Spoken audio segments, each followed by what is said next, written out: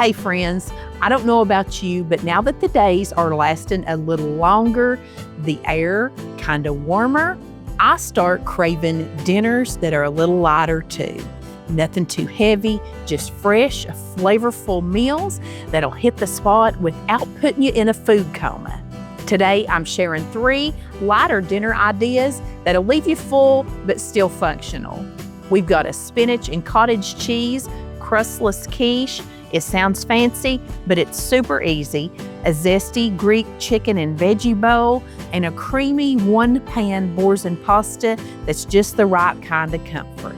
And because I can't help myself, I'm sprinkling in something sweet from one of you. It's an easy homemade angel food cake that's light and fluffy and has a beautiful story too. I'm Mel, welcome home. Let's jump right in.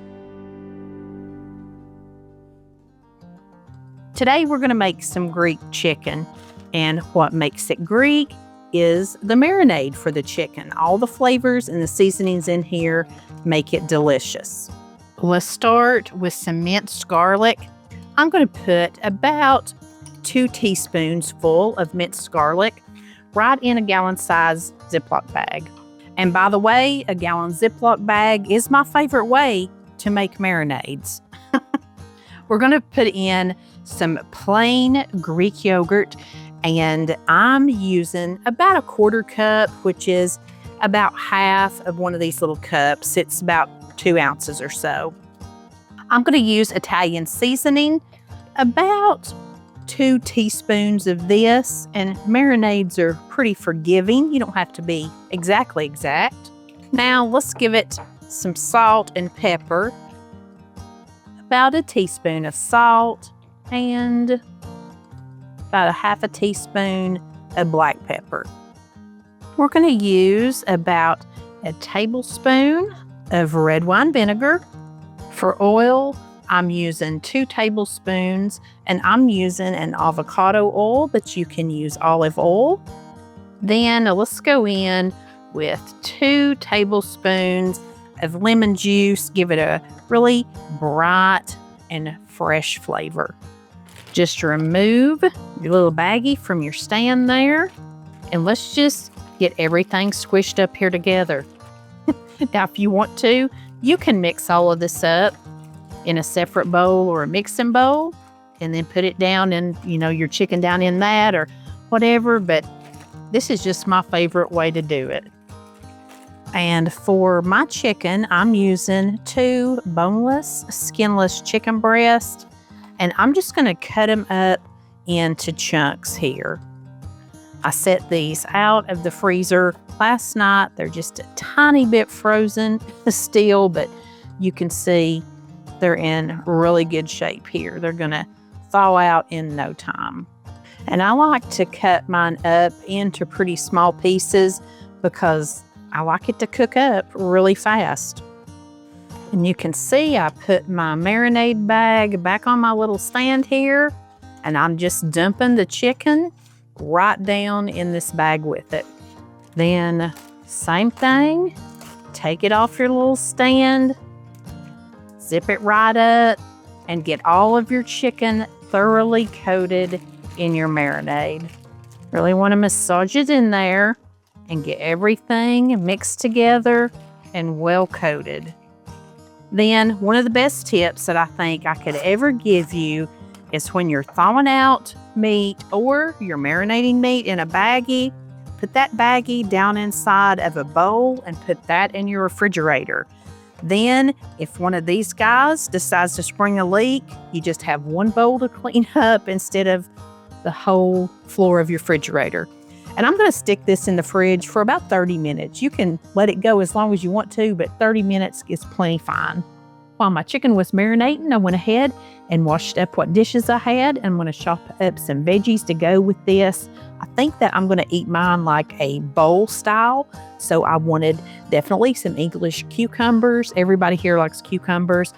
And thanks to Granny, who kept checking back at the Dollar Tree until they got this nice little bench scraper back in for $1.25 for me to load all my veggies on. I've got a few little grape tomatoes I'll probably be the only one that eats those in my bowl. Gotta have red onion. Gotta have it, especially in a Greek dish. And I didn't used to be a fan of olives, but I find myself really liking these Kalamata olives, especially in like cottage cheese bowls or dishes like this. I've had my chicken sitting out here, just kind of letting the chill get knocked off of it. I'm going to take about 2 tablespoons of some avocado oil, get this heated over like a medium-high heat in my skillet. My oil's looking pretty and shimmery, and I'm just going to take my little pieces of chicken out with some tongs. You still want some of your marinade on here, but you just don't want to like pour the whole kit and caboodle in. Maybe a little too hot. My chicken hadn't come up to as much room temperature as I thought it had. Ooh, that just fluttered out plumb over here. But you know what? That's okay. Y'all have been asking me about how I clean my stovetop, so tonight I'll get it good and dirty and I can show you how I clean it. Washed my tongs up here. I'm going to start turning it over. I've just been cooking it, probably 4 minutes on the first side. And that's all it's going to take is 3 or 4 minutes on each side, just for it to get pretty and brown and cooked all the way through to 165 degrees. And I like mine to be nice and brown. I mean, if we're going to fry something, I want a little bit of crispy on it, and I want to know that I fried it up. You know what I'm saying? I don't like kind of bland colored food. I want it to be pretty and golden. So that is what we're doing, and it doesn't take long for this to get cooked through and crispy and golden on the outside. Oh, that's a good piece. I want that one. All right. I don't even think I'm going to remove it to a plate. We're just going to eat buffet style tonight. I'll just sit it right back here off the heat and let's fill up our bowls. Most people who like to do a bowl like this like to do rice or something like that, but I'm going to put spinach in the bottom of mine. Y'all know I'm not a rice fan, so I'm just using some baby spinach. Now I'm going to veggie it up with cucumbers. Love me some cukes. Some of those pretty little cherry tomatoes, tasty red onion, and a few of these salty Kalamata olives. And you can do it all mixed together if you want, but I kind of think it's pretty to keep your pieces separate. I don't know why, I just think it is. Now let's get a generous little portion of chicken here. It's gonna be so good. I'm getting me some crispy bits off the bottom. I love it. It wouldn't be a Greek bowl if we didn't have us some tzatziki sauce and maybe some little feta cheese in here. But I just killed 2 birds with 1 stone this week because I like feta, but like not enough to buy a whole container of it. So I found this tzatziki that had feta crumbles in it. I mean, do you ever just feel like the Lord is with you in a meal? I felt like He really wanted me to have this meal this week. Because you know what else was on sale? These little non-stone fires. These little dipper breads. And I love these little things. And they're perfect to eat with this. I have it all separated nice and pretty. And then, I'm just going to like go in here and mix it all around to get me a bite. Get a little bit of everything. And tzatziki, just in case you don't know, it's cucumber based, which we love cucumbers. So I love a tzatziki sauce. Get a little bit on here. I think I lost my chicken. Okay, let's give it a bite.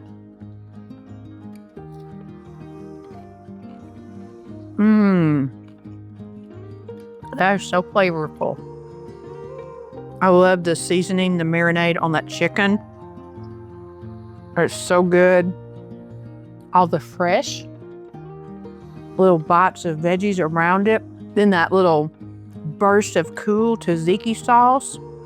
I love this. I can't wait for you and Maddie to get in here and try it. I'm gonna try a bite of chicken, just like chicken by itself. Yeah, give me a bite. Okay. Oh boy, that's good. It's yummy, isn't it? That yogurt really makes it tender, I guess. It just broke down the stuff was a tenderizer to it. And I love just, like I said, a few of these little olives thrown in here. It's a little salty surprise every now and again, and I love a little salty surprise. This one's quick, super easy. You can see I don't have much to clean up tonight. Just a couple of little condiment bowls and stuff. But, oh, this is good. This just says just summer and the Greek islands. Let's go. We're making a really quick dinner tonight. I don't think I've ever made this before. This is the viral baked boursin pasta. I cannot wait to try it. Everything looks so delicious that goes into it. Let's go ahead and get our oven preheated to 425 degrees. I've just washed up a little carton of snacking tomatoes. This is a medley from Kroger. I love these little tomatoes. You got all different kinds, but you can just use grape tomatoes or whatever you like.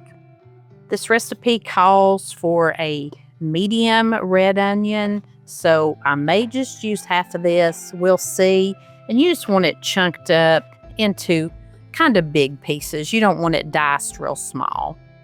Now we're just going to take our tomatoes, the whole pint of them, right in here, along with our red onion.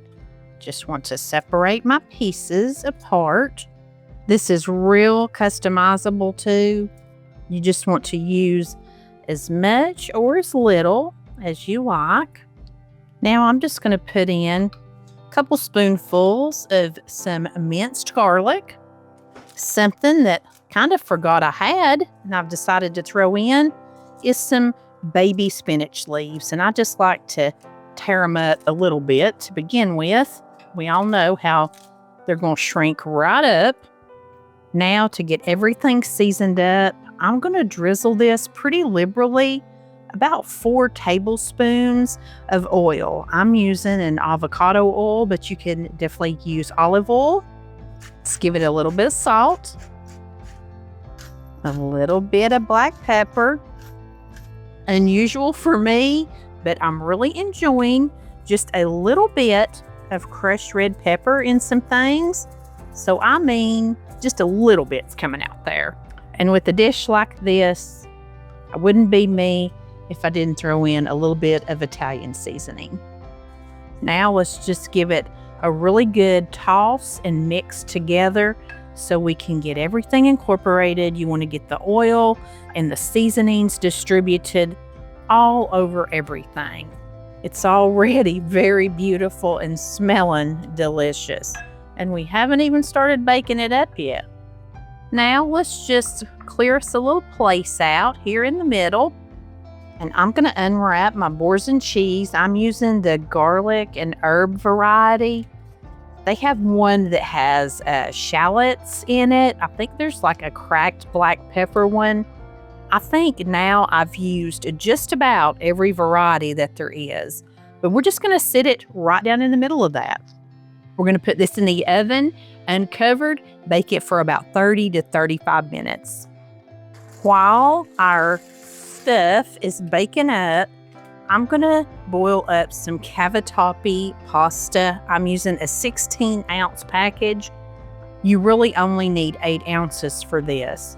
But I've got a couple other little side gigs going on over here that I've promised to make for Patrick. So I'm going to go ahead and make the whole thing. After about 30 minutes, pull that toasted dish out. Your tomatoes will begin to have like popped open and gotten roasted. I'm going to put in just a little bit of some chopped basil. Then just take your spoon and mix everything together. This is going to be like our sauce for our noodles. So make sure you reserve some of your pasta sauce because you might want to thin this out just a bit. How I like to do it is to just scoop a little bit of my pasta out with the water at first. Then put your drained pasta in. I like to give it a little stir along the way, start getting everything incorporated. So creamy and flavorful. And I can't help but just put a little, maybe a cup of mozzarella on top, and then get it stirred in. I love the way that it melts right into there, and it tastes really good with the garlic and herb cheese too. This looks so good. And you see these pieces of like orange in here? I know some people are saying, oh, that's that cheese. It looks like cheddar cheese that's not melted. That is my tomatoes. I had all different colors. So that's what those are. The spinach is down in there, tomatoes, red onions, garlic. So hot. Let's see if I can have a bite. Man, that is so good. That is so stinking creamy. It's so good. Lots of flavors in there. The tomatoes are just perfect. They're just busting open with flavor. That is absolutely so easy and so good. Do you want to try a bite, Dad? I'll take the tomatoes out of yours. Let's try a bite. That does have a good flavor. That's yummy, isn't it? It's very good. Well, I made this one just for me, and I'm gonna eat my little plate, and then I got something special to make for Patrick that I've been promising him, and it won't take but just a couple minutes. I've got a jar of Alfredo that I used in a recipe last week. I really just used like a cup of it, so I thought we would finish off the rest of it tonight. I'm just gonna let this kind of come up to temperature because it's been in the fridge. To go along with the Alfredo and the pasta that I'm making for Patrick, I'm gonna make him some little shrimp. And these are the best little shrimp. They're little Gulf shrimp. They come frozen. I get these from Good Chop. I've made these, gosh, probably 6 or 8 times for him, and they always turn out great. I've air fried them. I've baked them in sheet pan dinners. Do need to drain them really well because they were frozen and I've had them thawing. I'm just gonna lay them out here on this paper towel and get them good and dry. And this is about a pound of them. Over here on my stovetop, I've got melted down about 6 tablespoons full of butter. Into that now, I'm just gonna put 2 pretty good sized teaspoons, maybe a little bit more, of minced garlic. And I'm just gonna let this garlic saute down in here a couple minutes till it gets kind of aromatic. With garlic, there's a real fine line between aromatic and scorched. You don't want to scorch your garlic. Now that I'm coming up to a good little temperature here, I'm just going to lay all these shrimp in here. Try to spread them out a little bit, get them in one even layer. I did squeeze all my shrimp in here. I couldn't stand the thoughts of having to do them in batches. So I've kept my heat on up to high, and I'm just going to let them cook just like this for about 3 minutes on high. Then I'm going to go ahead after a couple minutes and flip these over. I may have a little bit too much butter, if there's such a thing, because they're kind of hard to see down in here. These little bitty Gulf shrimp, they're already sort of shaped like a little C. That's how you know when like shrimp is done, is when it forms a C, but they're so little, they're kind of already like that anyhow. But we're going to flip them over to the other side. Let me go ahead and turn this heat down to like a medium low. Shrimp doesn't take but just a very few minutes to cook. And y'all know I'm bad at overcooking stuff. That's just me. Patrick's a shrimp lover. That is his thing. We ate a lot of good seafood. We had a little vacation here a couple weeks ago. We spent a few days down on Tybee Island and went to Savannah. We got a lot of good seafood, and he's been talking about some shrimp ever since. Now, I'm just going to squeeze in about a teaspoon of lemon juice. Fresh is wonderful, but we just don't have it. Really, all you need is a little salt and pepper here, but I've got some of this seafood seasoning, and this is delicious. It has a little bit of like a brown sugar and paprika flavors in it. Patrick loves this. I do too. I like it on salads or anything. So I thought I'd put some of that in here. I asked him if he'd rather have like Old Bay or the little mixture that I make with just, paprika and onion powder, garlic powder. He said he wanted the seafood seasoning. So let's just let it simmer just a minute and it's pretty much done. Yeah, I may have overdone him. We'll see. I'm just going to move him off the heat and let's plate him up. I hope I didn't overdo your shrimp. I'm not the greatest at cooking the shrimps. Looks perfect, bud. Oh, it is perfect. Good. Good. Good. Mm-hmm. You like them pan fried? Mm-hmm. The Alfredo's good. Good. Little shrimp, you like them pan fried? Mm-hmm. Very good. I've got just to where I do them in the air fryer because it's so easy. But I thought like a garlic and butter something would be good on top of this. Think you can eat that whole plate? Probably so. I believe you can make it happen. Oh, that tastes great.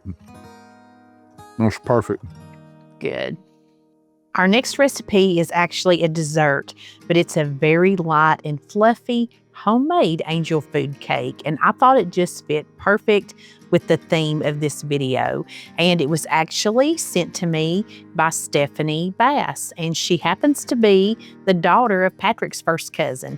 So I guess that makes them second cousins. We don't really worry too much about the specifics of titles around here. We're all just family. Hope you enjoy it.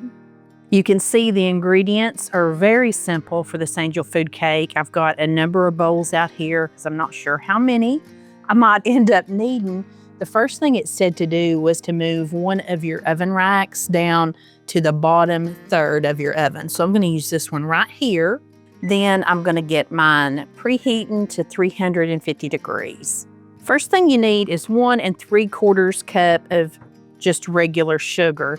Now, Stephanie sent me another recipe for angel food cake that she based this one on, and it says to put your sugar in a food processor and make it really fine. Now, I asked Stephanie if she did that, and she said she didn't. But you know what? I thought, I have a little food processor, so I'm just going to do it. I'm not the greatest baker, so I don't want to take any chances.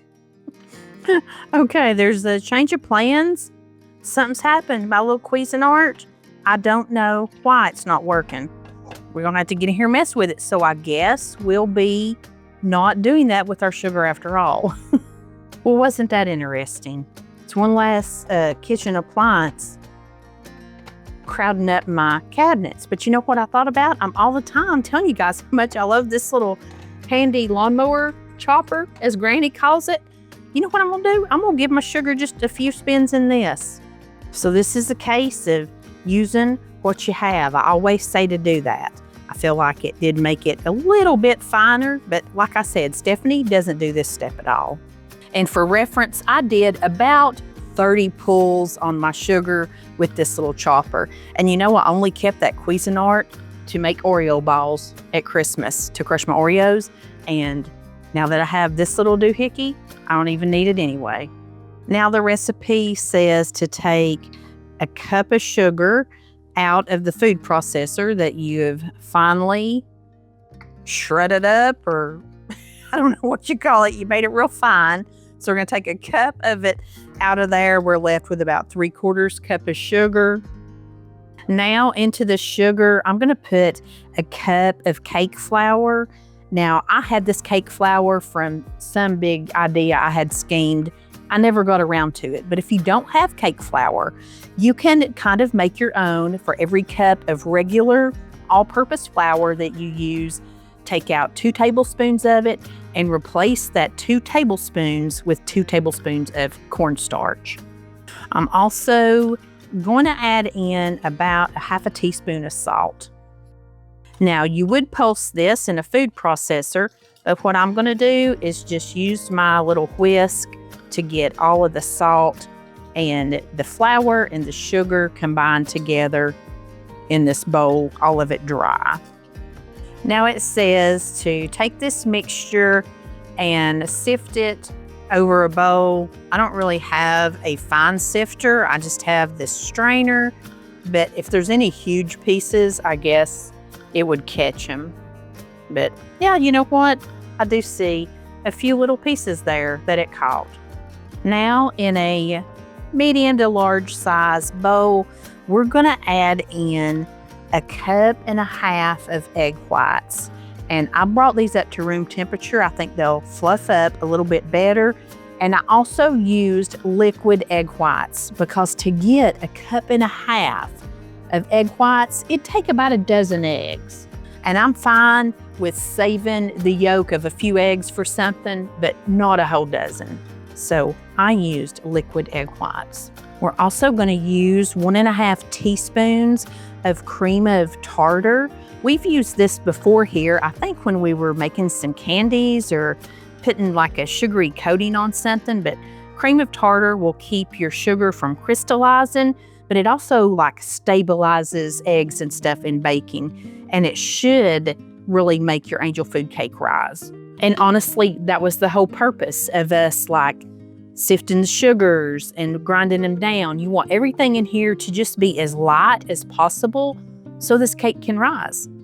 Now I'm gonna take my hand mixer. I have a whisk attachment. If you have a stand mixer, that works great, even better.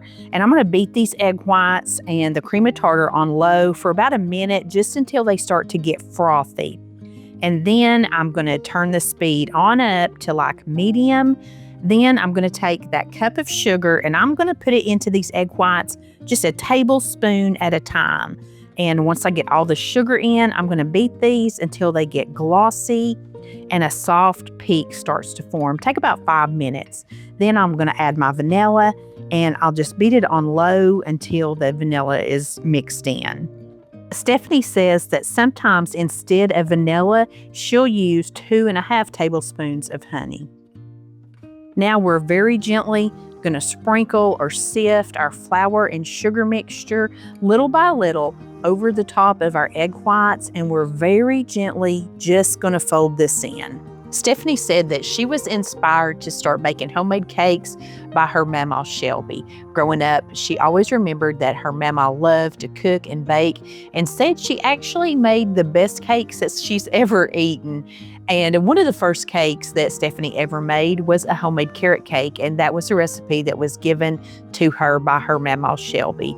And she wanted to start baking in hopes that she would be as good as her Mama was one day. And Stephanie, I think that you have more than made your Mama Shelby proud. This is a picture of Stephanie and her husband, Brandon Bass. And in my eyes, they're still fairly newlyweds, but you know, whenever I met up with your dad's cousin Patrick, I think you were just about a year old. So my time frame can be skewed sometimes. But as far as this specific angel food cake, Stephanie said she came across it quite a few years ago. Her mom had some leftover strawberries and said, boy, she'd like to have an angel food cake to use along with those. Stephanie couldn't drive to get out and go buy anything. And she thought, you know what? I'm just gonna get online and search an angel food cake recipe. She came across this one, and one of the things I really love about the recipes that Stephanie sends me to try is that she is a girl after my own heart. If you don't have something, no big deal. She always offers lots of substitutions for ingredients and cooking utensils and methods. And I love that about Stephanie, and I can attest that this cake hit the spot for us too. And all the substitutions worked out great. So thanks, Stephanie, for sending this recipe. I love it. And we love you and Brandon, your mom and dad, Tony and Sheena, so much. Appreciate all the support that you guys have given me. And of course, just taking me into your family all those many years ago. Love you guys. And now this goes against everything I believe in life in the kitchen, but you're going to put this in an ungreased pan.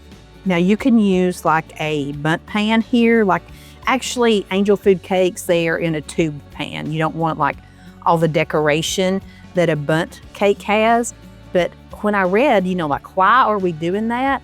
It's because if you spray the sides of your pan, the cake will like slip and not grip to it and rise. So this is all about the rising.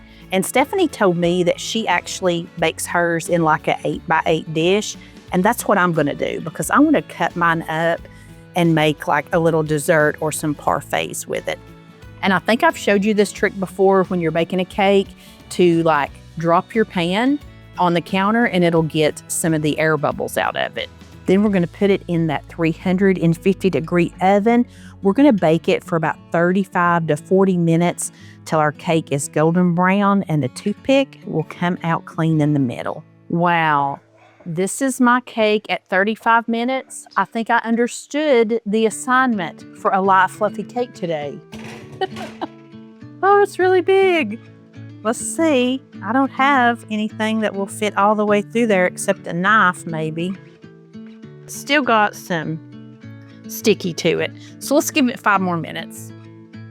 It's getting so pretty and brown on top. I'm super nervous. I don't know why baking makes me so nervous, but I'm gonna stick this knife in there. Look, that came out perfectly clean. Now we have to let it sit here for about an hour and cool. If you're using a real honest to goodness angel food cake pan, you can invert it upside down. Most of them have little feet on them, or you could just put it over top of a wire rack and let it cool like that. I'm just gonna leave mine sitting right here. After this cools, just run your little knife around the edges of your pan. And friends, I was so scared for this cake. I was so scared about it, but I want you to look how it rose up, just as light as a feather and pretty and golden brown. And you could definitely serve it just like it is. You could make little trifles out of it. That was kind of what I was thinking of, but I'm just gonna throw me a little something together right here and eat it like this. This is just a little bit of some light Greek non-fat yogurt. I love this, the vanilla. And if you get the light, it's not got quite as much sugar in it. Then I'm just gonna put me some pretty little strawberries right here with it. Let's give her a taste. Since Patrick heard the word cake, he decided he was gonna come in here for this taste test. It's still just a little bit warm, but I just got him a piece off here. I didn't fix you up like me. Oh, looks good, bud. Okay, this is Stephanie's angel food cake. Go ahead and grab it before I drop it off here. And I'm gonna get me an edge without any yogurt or anything. It is still warm. I know it's still warm. Oh my goodness. Oh, man. That is good. That tastes like what I buy at the grocery store. No, it's better now. Oh, thank you. The crust on it is like just got that little bit of sweetness like from the meringue that I don't know, it just.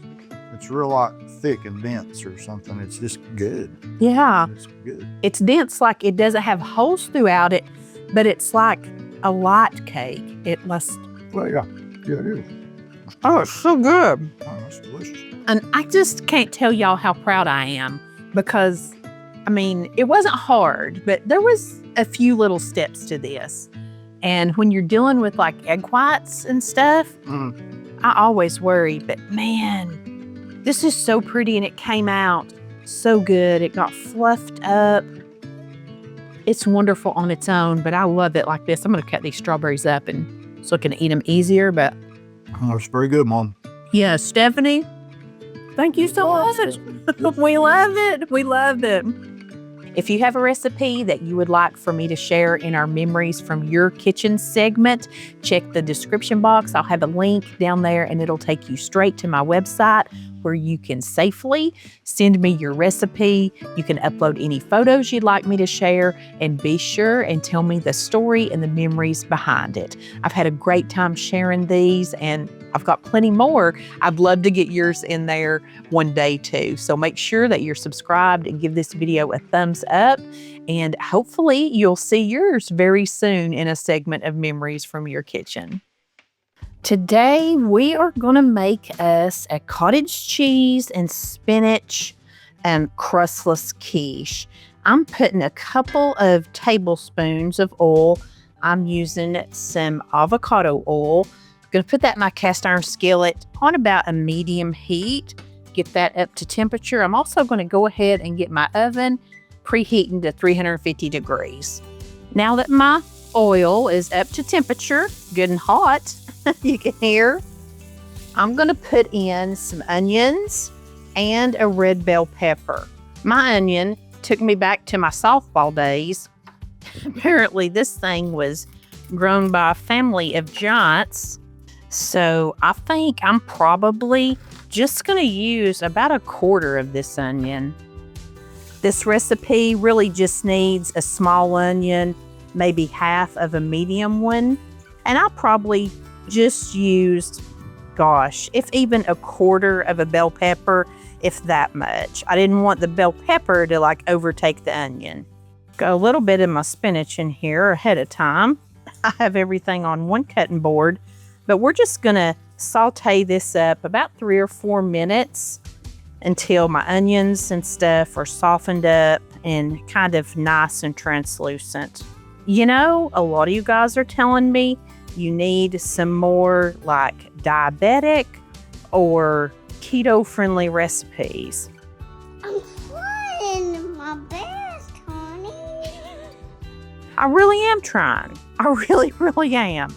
I try to watch mine. I don't have them cut out of my diet completely by any stretch, but I do try to opt to, when I can, make something a little bit low carb for you every now and again.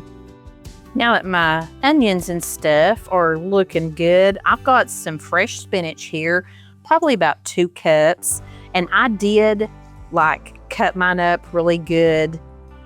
I find that for those in my family that are not real crazy about it, if I cut it up a little bit finer and put it in a recipe, they just really are not having any problems with it. Just going to get that all incorporated down in here. Doesn't take but just a minute for spinach to wilt down. So I'm going to go ahead and get some seasoning on it. This is salt, pepper, and garlic powder. That's my favorite little seasonings for just about everything. And not only is this low carb, this is a pretty low calorie recipe, and it's really good for you. It's full of nutritious things like this. And if you wanted to, you could throw you some mushrooms in here, or any vegetables that you wanted to. And I think I'm going to throw a little bacon in mine, not right now, but you can keep this meat-free if you need to do that. Let's give that just a minute more. Now that I've got everything kind of wilted down like I want it, I'm just going to sit it off of the heat back here. Going to let this sit here and cool down, and then let's start on our egg mixture. You know what I've decided? Cast iron retains heat. I'm going to go ahead and get my mixture up out of this skillet and put it in a separate bowl to cool. I am going to try to make my quiche in this same skillet though, because I'm all about not dirtying up another dish or two. Plus, it's so good to cook in cast iron. It helps you with iron. Some skillets we hear about are not, good if stuff flakes off in them and stuff like that. Gets bad things in your system. But cast iron, it's really good for you to cook in it. Now over here in a separate bowl, we are going to crack in 4 eggs. And really, I don't think 4 eggs is much for a quiche. And they used to say eggs were bad for you, but we love eggs. We eat them like every day. And I'm going to go ahead and just start getting them broken up a little bit. And eggs will really stretch a long ways too. I've even got to where I buy the liquid egg whites and put in mine.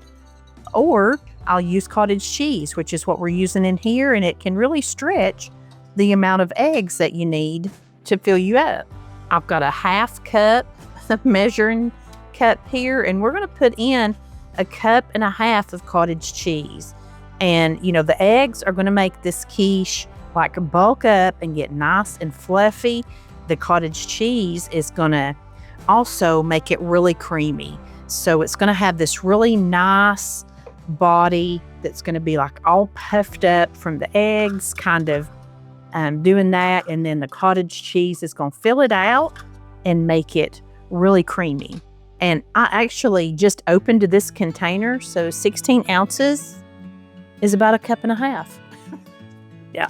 As a matter of fact, I'm just going to put that last bite in there. Somebody asked me recently, they said, do you still save your Cool Whip bowls? I do, and I'm saving this cottage cheese bowl too. I'm turning it into one of those grandmas that has a refrigerator full of leftovers, and they're all in butter dishes and cottage cheese containers. We're also going to add in about a half a cup of milk, and I'm just going to whisk all mine together with just a hand whisk.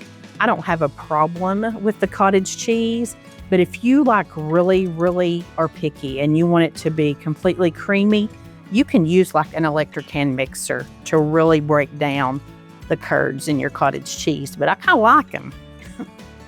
Now let's build some seasoning up in our egg mixture. I'm going to use about a teaspoon of Italian seasoning. I'm going to put just a little bit more of this salt, pepper, and garlic. And let's get all of our seasonings incorporated. Now let's put in a little cheese. I'm going to use about a half a cup of some shredded cheddar cheese and about a half a cup of mozzarella. You want it good and melty. Whoops, I threw some up in my plants. And if you want to use some feta cheese in here, that would really give it like a little Mediterranean flair. You can use Parmesan. You can just use whatever you want to here. Your choice. It's always your choice. And now's the time we're coming back to grab our veggies that we've sauteed. And we're just going to put them right into this egg mixture and get them all incorporated. Just really gently mix this in. You don't want to, be too rough with it here. And one of the reasons, of course, that you wanted this to cool is because you've got your eggs in here. And if you put that in here real hot, you'd turn into scrambled eggs immediately. And I know I say this all the time when I'm cooking, but man, it smells good enough to eat already. Now, you can just oil up or grease up a pie plate. My cast iron was still pretty much oily from where I cooked in it, but I did put just a little bit more oil down in there, and I'm just going to spread it around a little bit. It's cooled off nicely here, and I'm just going to bake mine right in this. Like I said, you could use a pie plate or any kind of casserole dish, anything like that you've got. Just grease it up a little bit. Just going to spread it out real careful like. Then I'm going to put it in the 350 degree oven. I'm going to bake it for about 40 to 45 minutes. Stop the presses. Stop the presses.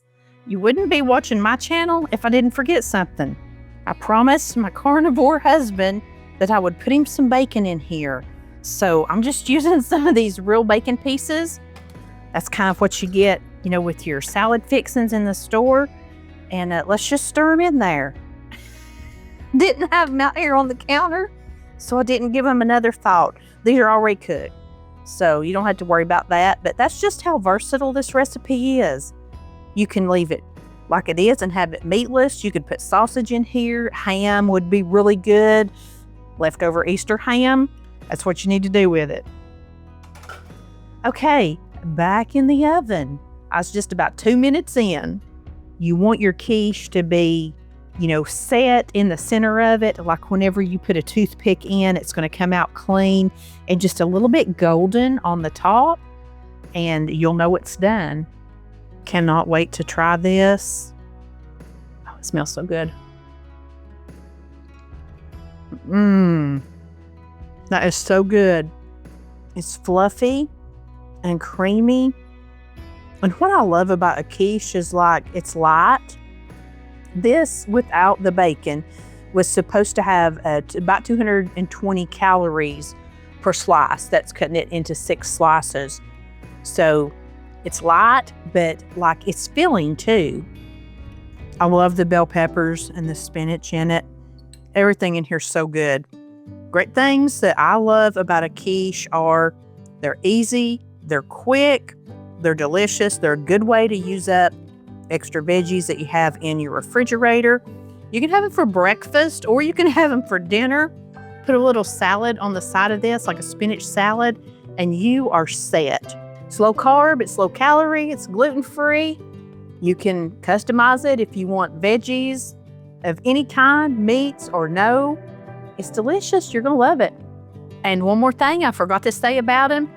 They're great for meal prep.